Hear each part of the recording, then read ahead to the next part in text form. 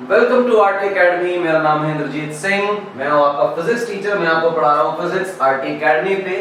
हम पूरे साल इस YouTube के प्लेटफॉर्म पे मिलेंगे, फिजिक्स पढ़ेंगे, मैथ पढ़ेंगे, केमिस्ट्री पढ़ेंगे, बायोलॉजी पढ़ेंगे और year long complete courses class 12th के और 11th के हम करने वाले हैं। फिलहाल हम क्लास 12th की इलेक्ट्रोस्टैटिक्स कर रहे थे। 4 लेक्चर निकल चुके थे। 2 लॉज है हमारे पास, कूलम्स लॉ और गॉसेस लॉ। कूलम्स लॉ का हमने डिस्कशन किया, उसकी कंडीशन सीखी, उस फोर्स के फॉर्मूले को सीखा और 4 लेक्चर में हमने थोड़ी बहुत प्रॉब्लम्स यूज कर ली थी और प्रॉब्लम्स अच्छी थी। कोडेड प्रॉब्लम से आप देखेंगे तो हर वैरायटी ऑफ प्रॉब्लम इसमें हो जाएगी और जो हमारी किताबों में सवाल आते हैं, जो लेक्चर में क्वेश्चंस कराए जाएंगे उसके बाहर कुछ भी नहीं होने वाला, सारा कुछ हो जाएगा। Let's start. आज का लेक्चर है लेक्चर 5। मेरा नाम है इंद्रजीत सिंह। मिल रहे हैं आरटी एकेडमी पर। मैंने अपनी लाइफ में बहुत अच्छा एक टाइम, बहुत अच्छा समय मैंने बिताया है आईआईटी कानपुर में पढ़ाई करते हुए। तो फिजिक्स पढ़ाने में किसी तरह की कोई परेशानी नहीं है। आप जुड़े रहेंगे तो सीखेंगे ढेर सारी फिजिक्स। आइए पहली स्लाइड पे आते हैं। आज का एजेंडा देखें क्या है। तो पहला एजेंडा है इट्स प्रॉब्लम टाइम। क्यों? कूलम्स लॉ है, फिर गॉसेस लॉ है। लॉ के नाम पे 2 ही बातें हैं, इसके बीच में बहुत सारे कांसेप्ट्स डेवलप होंगे। इलेक्ट्रिक फील्ड भी आएगा और डाइलेक्ट्रिक कांस्टेंट, रिलेटिव परमिटिविटी भी आएगी। लेकिन कूलम्स लॉ की प्रॉब्लम को डील कैसे करें, ये बात दिखाई तब देगी जब ये बहुत सारी प्रॉब्लम्स हम सॉल्व कर लेंगे। तो प्रॉब्लम टाइम है। ठीक है, अगली प्रॉब्लम, अगर प्रॉब्लम है तो कोई प्रॉब्लम आ जाइए। मैं एक रिकॉल कराता हूं प्रॉब्लम आपके लिए, ताकि ये क्लियर हो जाए कि हमने लास्ट सेशन में क्या किया था। अगर किसी को नहीं याद है तो जाइए वीडियो देख लीजिए, काम हो जाएगा। हमने ये किया था, हमारे पास एक ट्रायंगल था। ट्रायंगल मजेदार नहीं बना तो एक अच्छा ट्रायंगल बना लेते हैं। एक इक्विलैटरल ट्रायंगल था, साइड ए, साइड ए, साइड ए का। यहाँ पर एक बढ़िया पॉजिटिव चार्ज रखा था, यहाँ पर एक बहुत अच्छा पॉजिटिव चार्ज रखा था, यहाँ पर एक बहुत अच्छा पॉजिटिव चार्ज रखा था। ये चार्ज क्यों था, ये चार्ज क्यों था, ये चार्ज क्यों था, और किसी एक चार्ज पर आपसे फोर्स पूछा गया। और फिर हमने कहा था एक रिपल्सिव फोर्स लगती है ऐसे, उसकी रिपल्सिव फोर्स लगती है ऐसे। और हम लोग ये बात जानते थे कि फोर्स kq/r² ही होगी, kq1 q2/r² होगी। लेकिन वो फोर्स हमेशा अलोंग द लाइन रनिंग लगेगी। इस फोर्स जिसको फोर्स 1 बोल रहे हैं, इस फोर्स जिसको फोर्स 2 बोल रहे हैं, इन दोनों फोर्सेस के वेक्टर सम को हम नाम देंगे नेट फोर्स। और ये नेट फोर्स हम लोगों ने निकाल ली थी। इसी तरह की प्रॉब्लम्स को आज हम प्रोसीड करेंगे, आगे बढ़ाएंगे और देखेंगे क्या क्या काम करने हैं आज। पहली प्रॉब्लम पे आइए और टाइम वेस्ट करते हुए काम बढ़ाते हैं। पहली प्रॉब्लम देखिए क्या लिखी है। कह रहा है 4 इक्वल चार्जेस। इक्वल चार्जेस बहुत इंपॉर्टेंट है। अगर कोई Q है तो दूसरा भी Q है, तीसरा भी Q है, चौथा भी Q है। Are situated at the 4 corners of a square. मतलब सारे चार्जेस की जो लोकेशन है वो कॉर्नर्स पे है। और किसके कॉर्नर्स पे है तो आपको अच्छी सी चीज दिखाते हैं, स्क्वायर पे है। गौर से देखिए स्क्वायर की खास बात क्या है। अब सवाल पढ़ते पढ़ते सारी बातें डिकोड होती चली जाएंगी। स्क्वायर की बात ये है कि जितनी भी इसके पास साइड्स हैं वो सारी इक्वल होंगी। ये इंपॉर्टेंट बात है, साइड्स आर इक्वल। 4 चार्जेस हैं, चारों कॉर्नर्स पे हैं। किसके कॉर्नर्स पे? स्क्वायर के कॉर्नर पे हैं और उस स्क्वायर की साइड है A. Find force on one of them. उनमें से किसी एक पर फोर्स निकाल के दिखाइए। चलिए करते हैं, कोई दिक्कत की बात नहीं। सबसे पहले एक शानदार सा स्क्वायर बना लेते हैं और ब्लैक टी बनाते हैं। स्क्वायर जैसा लग रहा है, रेक्टेंगल दिख रहा है, थोड़ा सा बड़ा कर लें, स्क्वायर हो गया। यहां कर लें ताकि लिखने के लिए बहुत सारा स्पेस हमारे पास अवेलेबल हो। यहां पर कोई पॉजिटिव चार्ज रखा है, ये कोई पॉजिटिव चार्ज रखा है, ये कोई पॉजिटिव चार्ज रखा है, ये कोई पॉजिटिव चार्ज रखा है।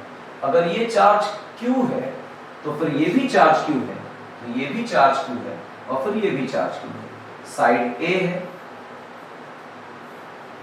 और साइड इस A है, जिसकी वजह से आप देखेंगे तो साइड ये भी A होगी। इसको खैर लिखने की जरूरत नहीं थी मुझे, क्योंकि स्क्वायर है तो साइड तो बराबर होंगी, पर रिप्रेजेंटेशन के लिए ताकि आपको याद रहे मैंने साइड्स लिखी। अब निकालना है इनमें से किसी एक पर फोर्स। किसी एक पर मतलब सिमेट्री ऐसा कहती है कि अगर चार्जेस बराबर है और स्क्वायर है तो जितना फोर्स इस पर उतना ही इस पर, उतना ही इस पर, उतना ही इस पर, तो सारे के सारे चार्जेस पर फोर्स बराबर बराबर आएगा। तो किसी भी एक में निकाल लो तो सब पर आ ही जाएगा।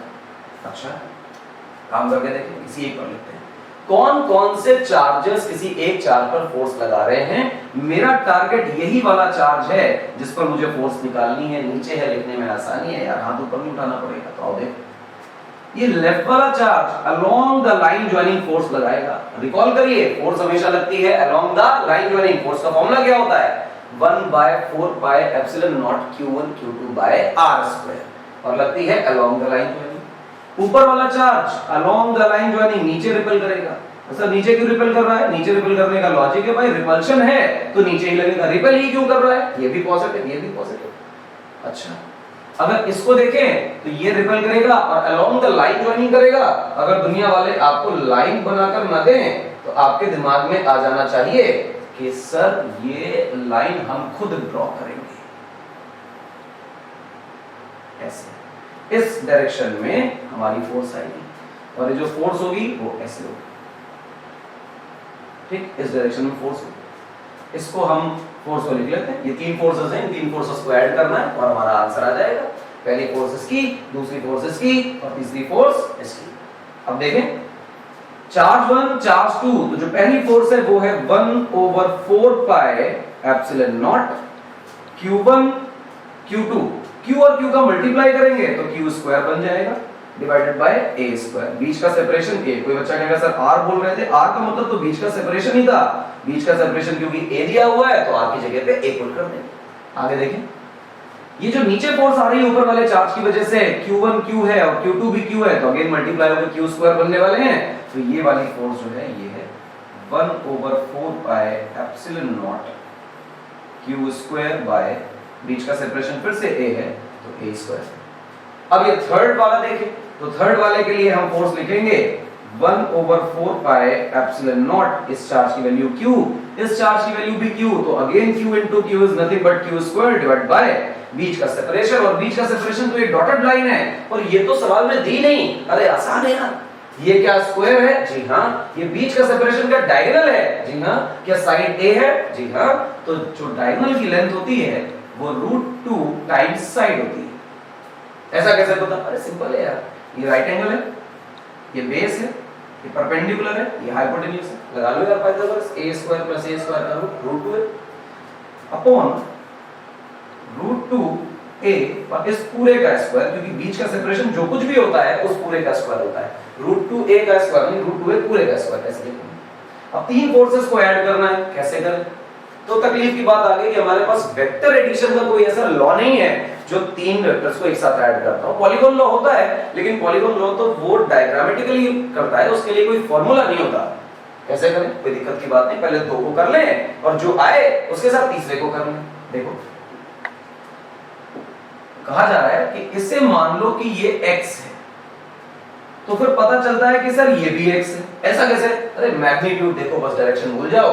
1/4 pi epsilon not q by a², 1/4 pi epsilon not q by a²। तो आपको दिखाई दिया कि ये दोनों फोर्सेस यहां बराबर बराबर हैं। गंगाधरी शक्तिमान है, ये x तो ये भी x। बहुत अच्छी बात है।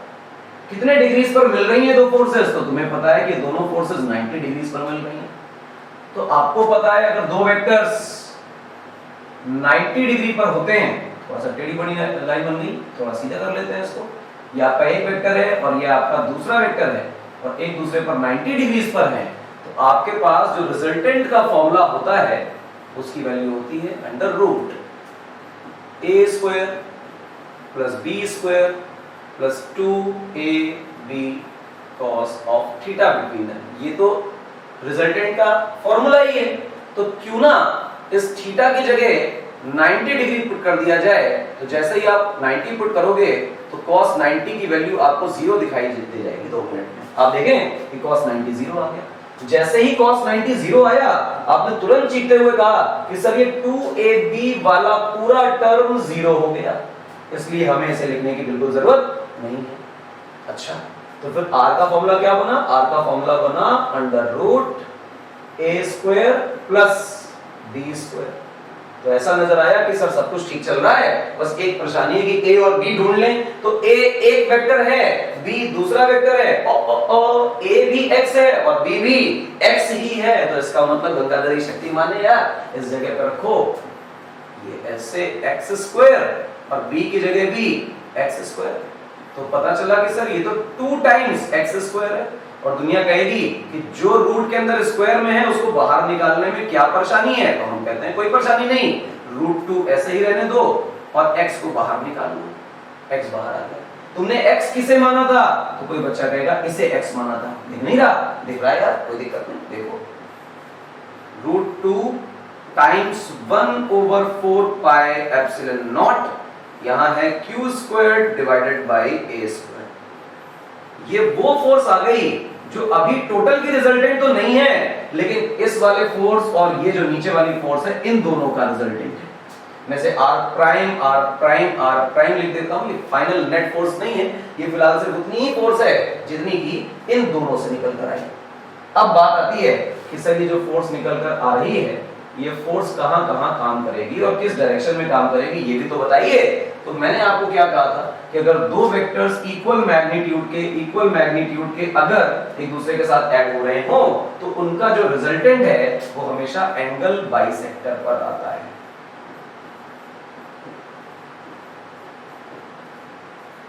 एंगल बाइसेक्टर पर उनका रिजल्टेंट आता है। विशेष ध्यान रखिए कि जब भी कभी दो इक्वल वेक्टर्स नहीं, इक्वल मैग्नीट्यूड के वेक्टर्स हो तो उनका रिजल्टेंट एंगल बाइसेक्टर पे आता है। इन दो वेक्टर्स के बीच का जो एंगल है बच्चों, वो अगर आपको दिखाई दे रहा है कि 90 डिग्री है तो पक्का जो रिजल्टेंट है इन दोनों का वो 45 पे आएगा। सर 45 पे बनाइए ना, नीले वाले पे क्यों बना दिया? अरे अरे अरे ये भी तो देखो 45 है और ये भी तो देखो 45 है, क्योंकि जो डायगोनल होता है वो 45 का एंगल बना रहा होता है यार। तो फिर ये भी एंगल कितना 45, ये भी एंगल कितना 45। इसका मतलब जो रिजल्टेंट आया x और x का वो डायरेक्टली इस फोर्स के अलोंग आ गया। तो जब अलोंग आ जाता है तो हम कहते हैं यार दो फोर्सेस एक ही डायरेक्शन में है तो वेक्टर लगाने की जरूरत ही नहीं, डायरेक्ट जोड़ दो। तो डायरेक्ट जोड़ दो यानी ये वाली फोर्स और जो ये r' निकल के आया दोनों को ऐड करेंगे तो आएगी नेट फोर्स। कोई दिक्कत नहीं, समझना इस कंसेप्ट को, इंपॉर्टेंट है बेटा, बहुत जरूरी है। छोटा कर देता हूं थोड़ा आपके लिए, एक ही जगह पे सारा कुछ हो जाएगा। देखें ये वाली फोर्स डायगोनल थी, डायगोनल का मतलब 45 डिग्री पर थी। x और x का रिजल्टेंट निकाला, उसकी वैल्यू ये आई, लेकिन वो आ तो रही है एंगल बाइसेक्टर पे। एंगल बाइसेक्टर मतलब पहले 90 था तो 45 पे आएगी और 45 आता ही इस फोर्स के अलोंग ये फोर्स आ गई।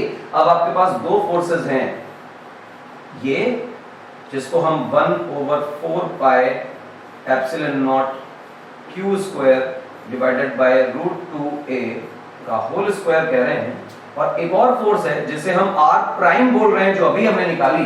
ये दोनों एक ही डायरेक्शन में है, तो जब तुम फाइनल नेट फोर्स बोल रहे होगे तो नेट फोर्स का मतलब होगा ये तुम्हारा r' और इसके साथ plus 1/4 pi epsilon not q square divided by √2a का होल स्क्वायर। तो r' की वैल्यू रख दो, बात खत्म। r' is nothing but √2। मैं थोड़ा सा इधर कर देता हूं इस पूरे, ताकि आपके लिए इससे सीधा सीधा आंसर आ जाए।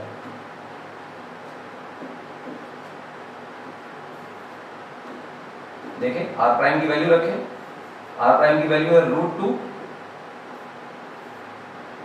1/4 pi epsilon not q square divided by a square plus ये जो फोर्स थी हमारी ये डायगोनल वाली, ये भी लिख दीजिए, that is 1/4 pi epsilon not q square divided by √2a का whole square.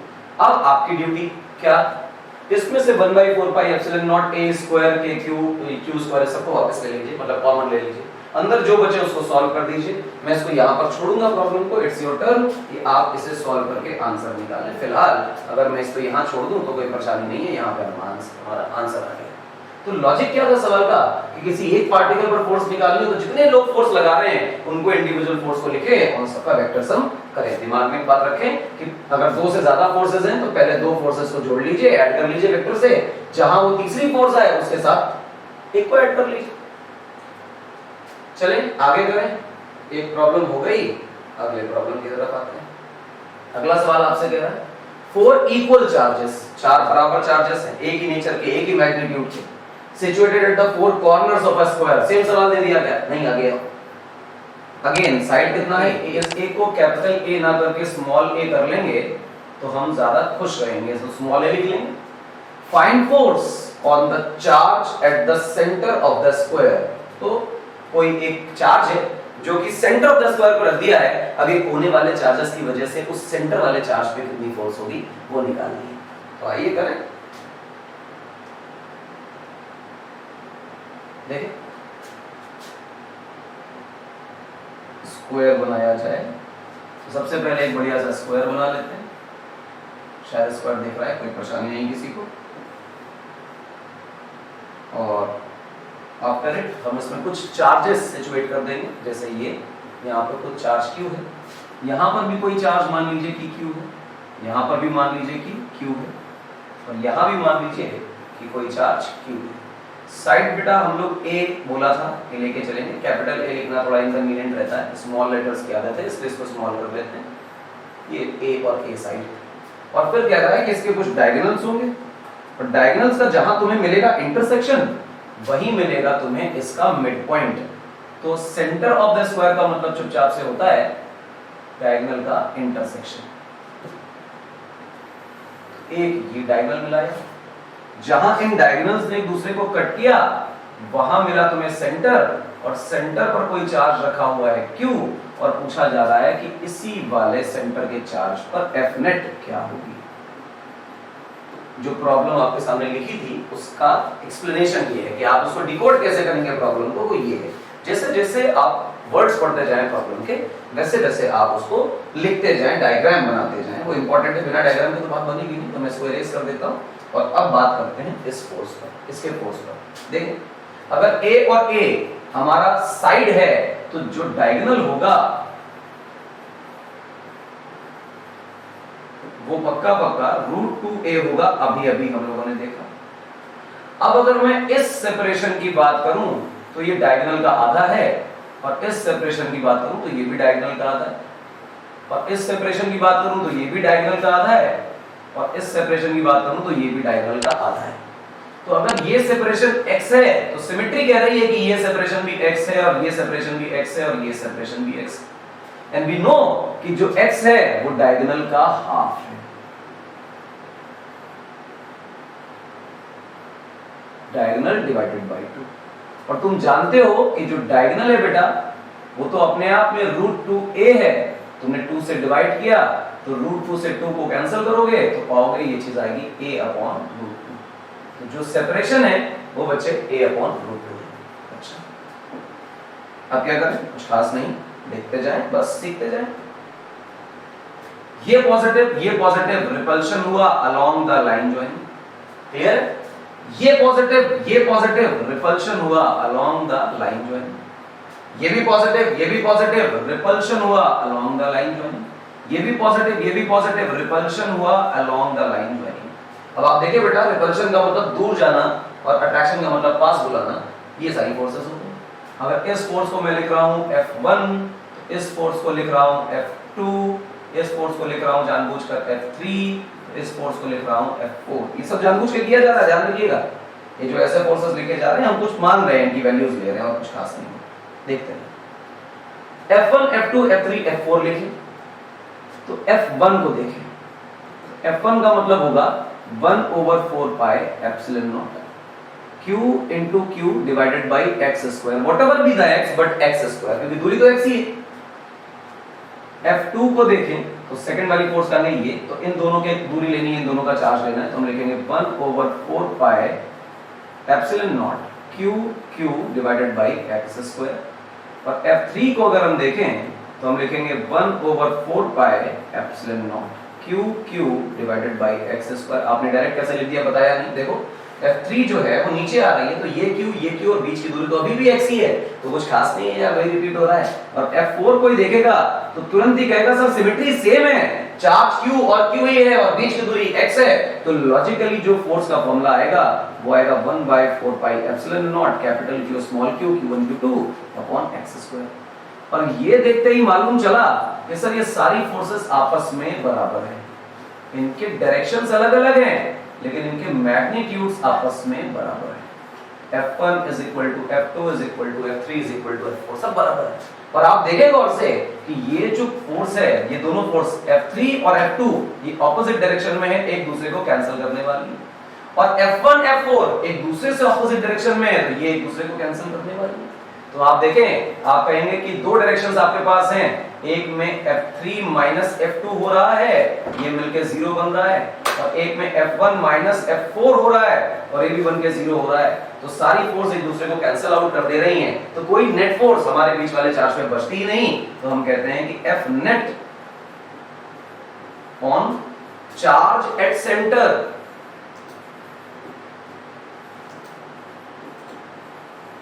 Is equal to 0। जो बीच वाले चार्ज पे फोर्स आएगी वो लॉजिकली 0 हो जाएगी। एकदम आसान है, कुछ टफ नहीं है। एलिमेंट्री लेवल पे बहुत डिटेल में एक्सप्लेन कर रहे हैं ताकि आपको आसानी से समझ आए। अब इसी का एक नया वर्जन ले लेते हैं, इसी का एक नया वर्जन कर लेते हैं। आइए, नया वर्जन का मतलब एक नया सवाल बनाते जाइए और खुद सीखते जाइए क्या सीन चल रहा है, समझिए। ये हमारा स्क्वायर है और इस स्क्वायर पे एक चार्ज रखा हुआ है प्लस क्यू, यहाँ रखा हुआ है प्लस क्यू, यहाँ रखा हुआ है माइनस क्यू। ध्यान दीजिए, सिमेट्री बदल दी हमने, और ये रखा है प्लस क्यू। इस बार गड़बड़ कर दी है, एक चार्ज को प्लस की जगह माइनस कर दिया है, और फिर तुमसे पूछा जा रहा है कि वही जो एक बकवास मनुष्य सेंटर पे चार्ज रखा था, जो हमारा सवाल क्रिएट कर रहा था कि मुझ पर फोर्स कितनी है ये बताओ, वो हम बताते हैं आपको। पूछा यही जा रहा है कि बीच में जो चार्ज हमने ये प्लस का क्यू रखा था, इस पर फोर्स बताइए, F नेट कितना होगा। तो आप तुरंत कहेंगे कि साइड्स जो हैं वो तो A है, तो डायगोनल जो है वो √2a होगा, और जो बीच का सेपरेशन चार्जेस का दिखाई दे रहा है वो a/√2 होगा। तो चुपचाप से काम स्टार्ट करें, और काम कैसे करें कि ये जो सेपरेशन है इसे x बोलें, ये फिर से सेपरेशन x है, तो फिर ये सेपरेशन भी x है, तो ये सेपरेशन भी x है। और अगर तुमसे कोई कहे कि x कितना है, तो तुम फिर से कहोगे कि सर ये डायगोनल डिवाइडेड बाय 2 है, डायगोनल की वैल्यू a√2 है डिवाइडेड बाय 2, तो ये वैल्यू a/√2 है। एकदम आसान है, x की वैल्यू आ गई। अब तुम फोर्सेस अगर लिखने चले जाओ तो काम बड़ा आसान हो जाएगा, और मैं कह रहा हूं कि फोर्सेस लिखना तो बड़ा आसान है। कैसे, देखो, ये प्लस है और ये प्लस है, रिपल्शन होगा अलोंग द लाइन ज्वाइनिंग। ये प्लस और ये प्लस रिपल्शन होगा अलोंग द लाइन ज्वाइनिंग। ये प्लस और ये प्लस रिपल्शन होगा अलोंग द लाइन ज्वाइनिंग। लेकिन ये माइनस है और ये प्लस है, विशेष तौर पे देखिए, ये माइनस है और ये प्लस है, तो इनके बीच में अट्रैक्शन होगा अलोंग द लाइन ज्वाइनिंग। और फिर तुरंत देखते ही तुम कहने लग जाओगे कि सर ये वाली फोर्स और ये वाली फोर्स एक दूसरे को कैंसिल कर देंगे, इन्हें काउंट करने की जरूरत नहीं, इन्हें लिखने की जरूरत नहीं, जस्ट ऑपोजिट डायरेक्शन में इक्वल फोर्सेस हैं, छोड़ दीजिए इन्हें। बस अगर इसे F कहा जाए तो ये भी F होगा, तो इन दोनों F को ऐड कर दें, हमारा आंसर आ जाएगा। तो जो हमारा F नेट है वो बेसिकली F प्लस F है। F1 F2 भी कर सकते हैं, पर क्योंकि हम देख चुके हैं कि ये दोनों फोर्सेस जो हैं दोनों पेयर्स की इक्वल आ रही हैं, तो बात बन गई है। तो इसको लिख सकते हैं 2F, और 2 का मतलब 2 और F का मतलब होगा 1/4 पाई एप्सिलॉन नॉट। किसी भी एक पेयर की फोर्स लिख लो तो लिखोगे Q/x², और x की जगह पे अब ये वैल्यू पुट कर दो तो तुम्हारा जवाब मिल जाएगा। और फाइनल आंसर हम डार्क ब्लू कलर से लिखने वाले हैं, तुम्हारा आंसर आएगा 2/4 पाई epsilon not Q divided bye a/√2 का स्क्वायर, यानी a² डिवाइडेड बाय √2 का स्क्वायर विच इज 2। ये 2 ऊपर उछल कर चला जाएगा, then final answer comes out to be 2 × 1/4 pi epsilon naught capital Q small q divided by a² times 2। अब ये 2 और ऊपर वाला 2 मल्टीप्लाई हो जाएंगे, तो मैं इस 2 को इरेज करता हूँ, इस 2 को इरेज करता हूँ, और यहाँ पर लिख देता हूँ 4। कई बच्चे इसमें कुछ गड़बड़ियां करते हैं। वो क्या करते हैं कि ये जो 4 है, इस वाले 4 से नीचे वाले 4 को काट देते हैं, डिवाइड कर देते हैं। ये नहीं करना, क्योंकि उसका कारण क्या है कि जिस वक्त ये 1/4 पाई एप्सिलॉन नॉट बिगड़ जाएगा, आपको एक डिसेंट वैल्यू नहीं मिलेगी। आपको पता है कि 1/4 पाई एप्सिलॉन नॉट की डायरेक्ट वैल्यू जो है वो 9 × 10⁹ होती है। लेकिन जैसे आप इसे 4 डिवाइड मार देंगे, हटा देंगे, तो आप ये वैल्यू रख नहीं पाएंगे, तो डेसिमल्स में आ जाएंगे। उससे बच के रहिए, कोशिश करिए कि इस पर्टिकुलर वैल्यू को छेड़े ना, ताकि आपकी कैलकुलेशंस आसान रहे। क्या ये एक सवाल है। इस तरह से आप क्या कर सकते हैं कि दूसरे को भी नेगेटिव बना सकते हैं, तीसरे को भी नेगेटिव बना सकते हैं और खुद से प्रॉब्लम क्रिएट कर सकते हैं। एक तीसरे को नेगेटिव और दूसरे को बना लो नेगेटिव, एक नया सवाल बन जाएगा, कोई बड़ी बात नहीं, ठीक है ना। इस तरह की प्रॉब्लम करते रहें, खुद बनाइए, एक और चार्ज को नेगेटिव करिए, तीसरे को नेगेटिव करिए, चौथे को नेगेटिव करिए और नई प्रॉब्लम बन जाएगी। खुद बनाइए, खुद सॉल्व करिए। आगे करते हैं, अगले प्रॉब्लम पे आते हैं बेटा। अब देखिए ये प्रॉब्लम बड़ी खूबसूरत प्रॉब्लम है, अच्छी एक कांसेप्ट सिखा दी जाती है। 3 charges of equal magnitudes and same nature. 3 charges हैं जिनका मैग्नीट्यूड सेम है और नेचर भी सेम है, दोनों बातें लिखी हैं। Are placed at the vertices of an equilateral triangle. कोई एक इक्विलेटरल ट्रायंगल है, उसके वर्टेक्स पे तीनों चार्जेस रखे हैं, Q Q Q same. What is the net force acting on a charge at the centroid of a triangle? एक charge चौथा है जो किसी सेंट्रॉइड पर रखा है, मतलब उसी ट्रायंगल के सेंट्रॉइड पर रखा है, उस चार्ज पर नेट फोर्स क्या होगी? चार्जेस की वैल्यूज आप अपने मन से मान सकते हैं, वेरिएबल में ले लीजिए Q, capital Q, small q types, और बताइए कि उस पर फोर्स क्या होगी।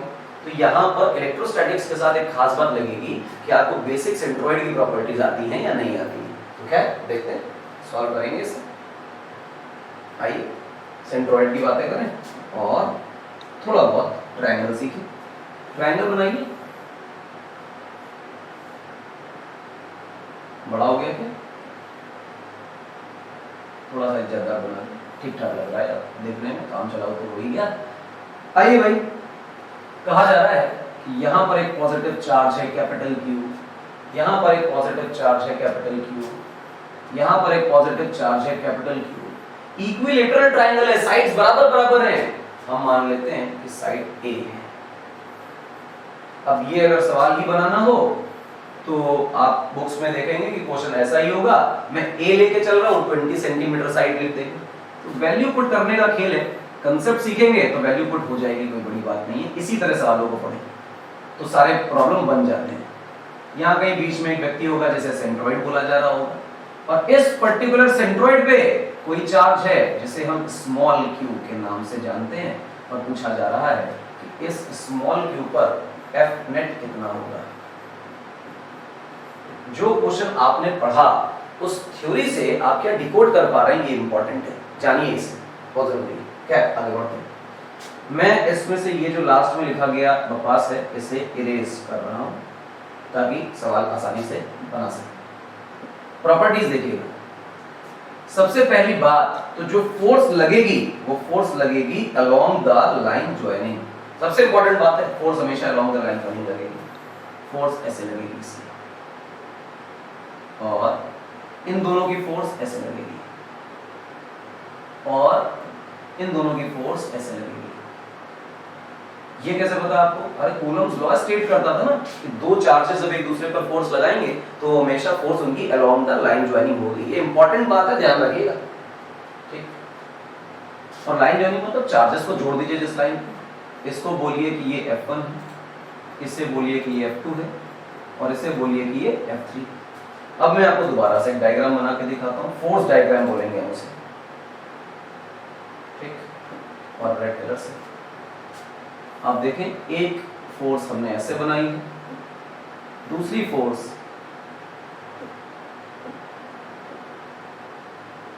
एक फोर्स ये है, एक फोर्स ये है, और एक फोर्स ये है। हाँ, थोड़ी सी गलत जगह से बन गई। एक फोर्स ये है। We have 3 forces like this।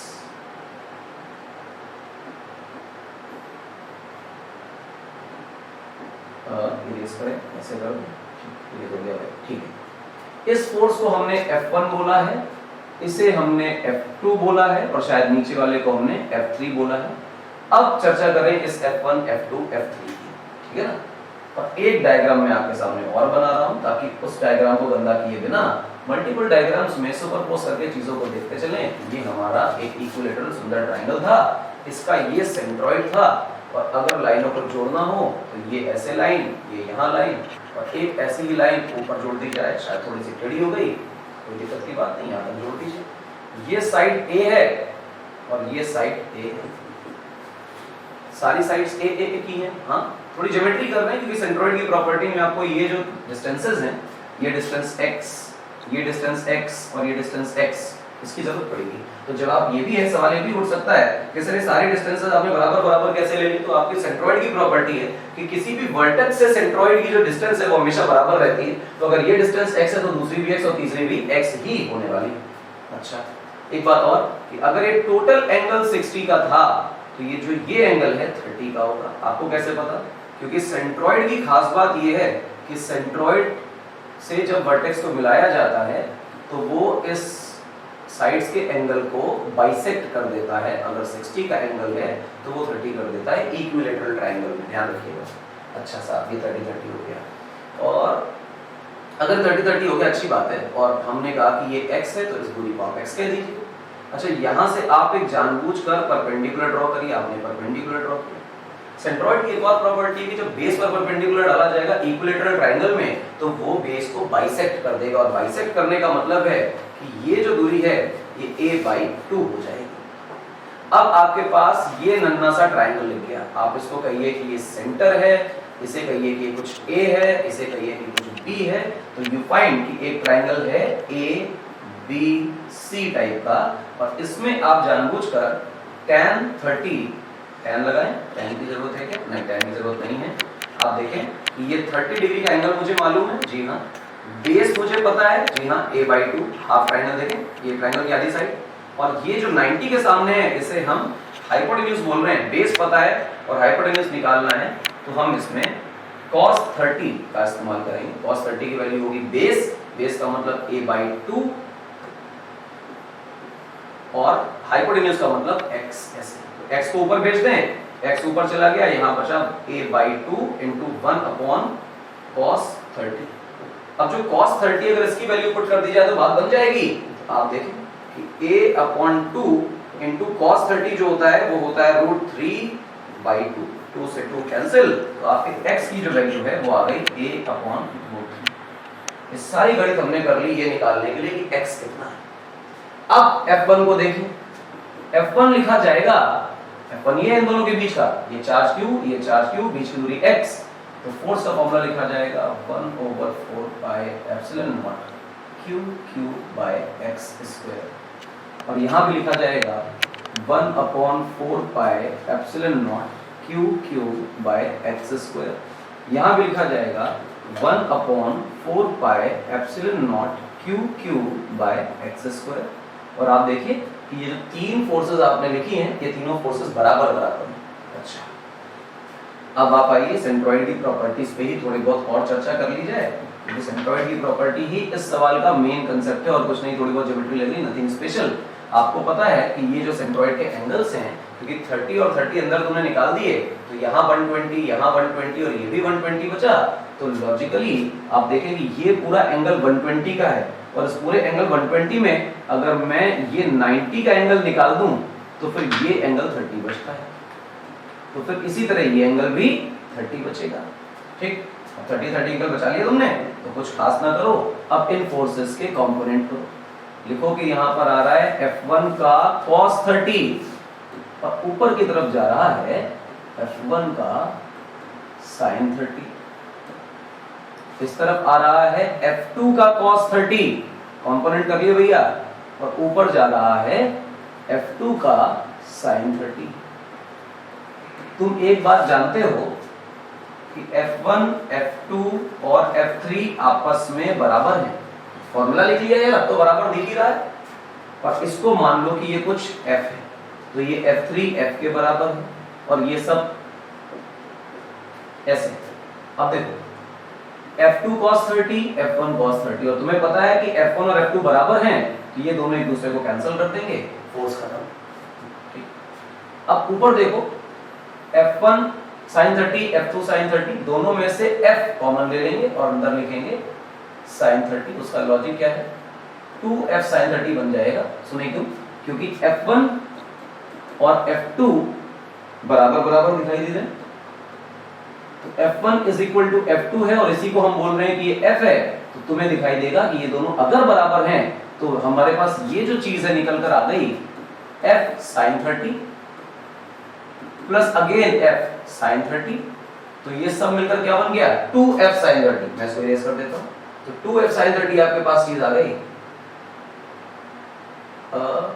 Erase हो गया 2f sin 30, और sin 30 की वैल्यू 1/2 होती है, तो 2 से 2 कैंसिल हो जाएगा। तो मेरे पास अब पूरे डायग्राम में ऊपर की तरफ बचा F फोर्स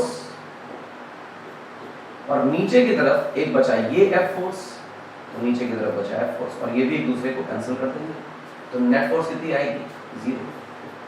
ये क्या किया आपने, इतनी सारी घिसपिच की और नेट फोर्स 0 निकाल दी।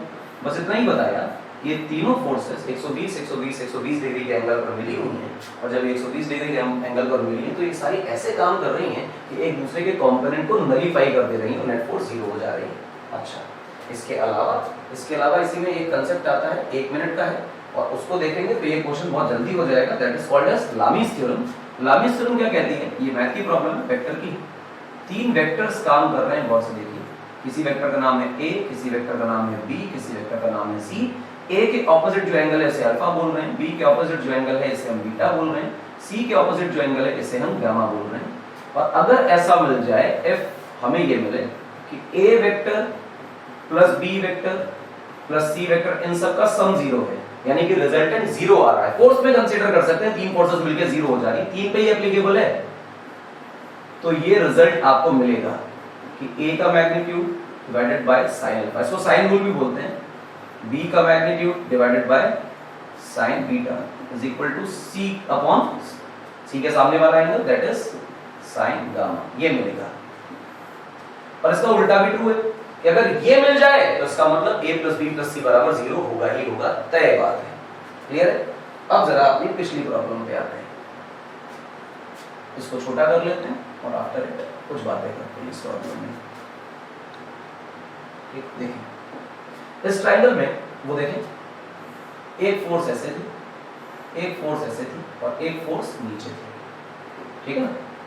उसको गौर से देखो, इस फोर्स को हम लिख रहे थे 1/4 pi epsilon naught q³ by x square. x से तो हमें मतलब भी नहीं था, 1/4 pi epsilon naught q³ by x square, और यहां भी वही 1/4 pi epsilon naught q³ by x square. गौर से देखो, एक वेक्टर, दूसरा वेक्टर, तीसरा वेक्टर, ये तीनों f f f लिखे जा सकते हैं। उसका लॉजिक है कि तीनों फोर्सेस बराबर हैं, और ज्योमेट्री ये कहती है कि ये एंगल 120, तो ये भी 120, तो फिर ये भी 120, तो जो सारे एंगल हो गए बराबर बराबर, तो इसका मतलब यहां पर मुझे मिल रहा है f अपॉन sin 120, एक वेक्टर डिवाइडेड बाय उसके सामने का एंगल sin 120, और तीसरा वाला फोर्स भी f ही है क्योंकि वो बराबर बराबर आ रही है, sin 120। ये सब बराबर हैं जी हाँ, ये बराबर दिखे, और अगर ये बराबर दिखे इसका मतलब ये हुआ